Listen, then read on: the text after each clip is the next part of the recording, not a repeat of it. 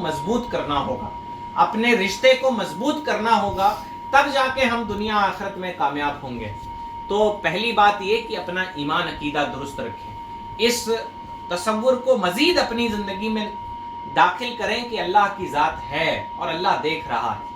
آپ بتائیں، آپ کبھی بند کمرے میں بیٹھ کے اللہ کی طرف لو لگائیں، آپ کو محسوس ہوگا کہ یہ دنیا کچھ نہیں ہے، یہ بڑے اونچے اونچے مکان عنقریب ایسے اڑ جائیں گے جیسے روئی کے دانے ذرات جب ہوا میں اڑتے ہیں تو نظر نہیں آتے۔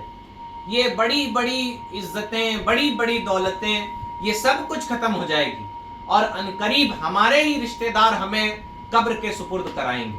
اگر ہمارا رشتہ پیارے اللہ سے مضبوط نہیں ہوا، ہم نے قرآن مجید کی تلاوت نہیں کی، ہم نے نماز نہیں پڑھا، ہم نے جھوٹ غیبت چگلی سے توبہ نہیں کیا، تو یاد رکھیں ہماری قبر عذاب کا گھر بن جائے گی، ہماری قبر مصیبتوں کا مسکن بن جائے گی، ہمیں کوئی بچانے والا نہیں ہوگا۔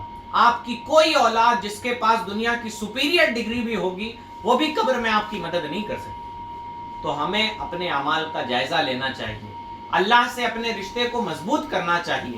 ہم دنیا میں بڑے اللہ والے بن کے بھی رہیں، ہم بڑی ٹوپیاں لگا لیں، خوب بڑی داڑھیاں، بڑے بڑے جبے، لیکن اللہ کے ساتھ ایمانداری کا رشتہ کتنا ہے یہ آپ جانتے ہیں، آپ کا رب جانتا ہے۔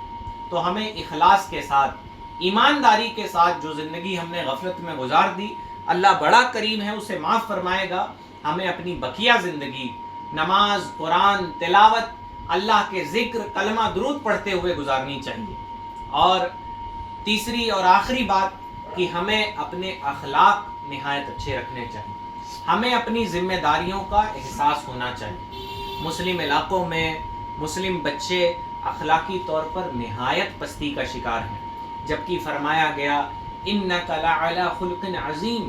ہمارے نبی جس پیغمبر اسلام کا ہم کلمہ پڑھتے ہیں، وہ پیغمبر اسلام عظیم اخلاق کے مالک ہیں۔ ابھی محرم آئے گا تو آپ روڈوں پر دیکھ لیجئے، لگے گا نہیں کہ امام حسین کا نام لے کے لوگ ہلڑ بازیاں کر رہے ہوں۔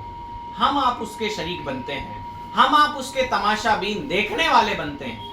آپ رکیے ایسی چیز سے۔ کل قیامت کے دن اللہ نے پوچھ لیا کہ میرے نبی کے نواسے جنہوں نے حق کے لیے لڑتے جان دے دی، تم ان کے نام پہ آوارگیاں کرتے تھے، تماشے کرتے تھے، تمہارے گھر کی عورتیں بے پردہ گھوما کرتی تھیں، تو آپ اللہ کے سامنے کیا جواب دیں گے؟ وہاں کیا بنے گا آپ کا؟ تو ہمیں چاہیے کہ ہم اخلاقی طور پہ جب آپ چلیں تو لوگ کہیں کہ محمد عربی صلی اللہ علیہ وسلم کا غلام جا رہا ہے۔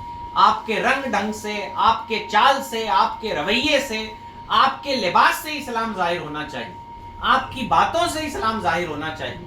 اللہ کے نبی کسی سے باتیں کرتے تو وہ کسی نے کہا ہے وہ جب باتیں کرتے اللہ کے نبی تو گویا آپ کے مبارک منہ سے پھول جھڑتے۔ اللہ کے نبی علیہ السلام اتنی نرمی کے ساتھ لوگوں سے باتیں کرتے ہے نا۔ اللہ کے نبی علیہ السلام نے ہمیں صبر سکھایا ہے، اللہ کے نبی علیہ السلام نے ہمیں نرمی سکھائی ہے، اور اللہ تعالیٰ نرمی کو پسند فرماتا ہے۔ اللہ کے نبی علیہ السلام نے ہمیں بڑوں کا ادب سکھایا ہے، چھوٹوں پر شفقت کرنا سکھایا ہے، آپس میں اتفاق اور محبت کے ساتھ رہنا سکھایا ہے۔ آج لیکن اللہ کے نبی علیہ السلام کی یہ تعلیمات ہمارے سینوں سے، ہمارے عمل سے رخصت ہو چکی ہے۔ ہمیں چاہیے کہ ہم اپنے اخلاق کو اچھا کریں،